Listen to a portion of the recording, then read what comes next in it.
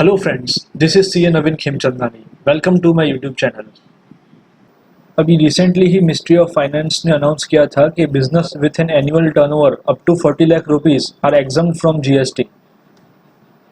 Earlier ये GST की जो लिमिट थी वो 20 लाख रुपीस थी for sale of goods and providing services, जिसको 20 लाख से इंक्रीज कर दिया 40 लाख रुपीस।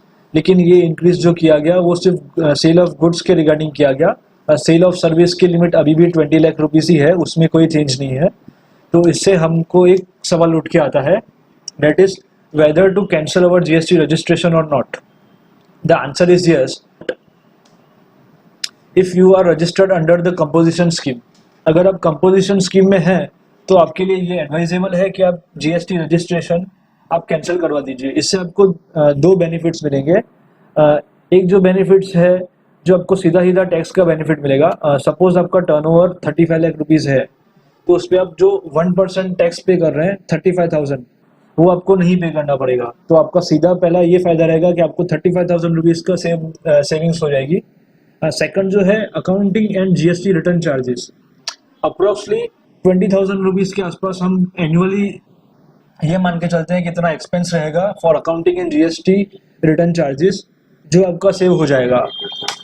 तो अगर हम टोटल करें तो आप एनुअली 55,000 रुपीज़ बचा सकते हैं अगर आप जीएसटी रजिस्ट्रेशन कैंसिल करते हैं तो। लेकिन नोट करिए, अगर आप कंपोजिशन स्कीम में हैं तो ही आपके लिए ये एडवाइजेबल है कि आप जीएसटी रजिस्ट्रेशन कैंसिल करवाइए। अगर आप रेगुलर जीएसटी रजिस्ट्रेशन में हैं तो आपके लिए ये एडवाइजेबल नहीं है कि आप जीएसटी रजिस्ट्रेशन कैंसिल कराइए। सेकंडली, अगर हम इनकम टैक्स एक्ट की भी बात करें तो वो भी हमको अलाउ करता है कि हम बुक्स ऑफ अकाउंट मेंटेन नहीं करें, लेकिन उसकी दो कंडीशंस हैं अंडर सेक्शन 44 AD में। फर्स्ट, कि हमारा जो टर्नओवर है एनुअल वो 2 करोड़ से कम होना चाहिए, और सेकंडली हम जो प्रॉफिट बताते हैं अपना वो 8% ऑफ द टर्नओवर से ज़्यादा होना चाहिए। For example in our case हमारा जो टर्नओवर है वो है 35 लाख रुपीज़, और उसका अगर हम 8% गिनते हैं तो वो आता है 2,80,000। इसका मतलब हमको इनकम 2,80,000 या 2,80,000 से ज़्यादा दिखाना पड़ेगा।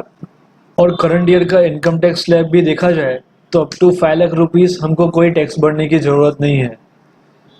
सो एट दी एंड, अगर आप कंपोजिशन स्कीम में हैं और आपका टर्नओवर 40 लाख से कम है तो आपके लिए यही सजेस्टेबल रहेगा कि आप अपना जीएसटी रजिस्ट्रेशन कैंसिल करवा दीजिए। Thank you. एंड अगर आपको इसके रिलेटेड और कोई भी क्वेरी हो तो आप ये नंबर पे कॉल कर सकते हैं।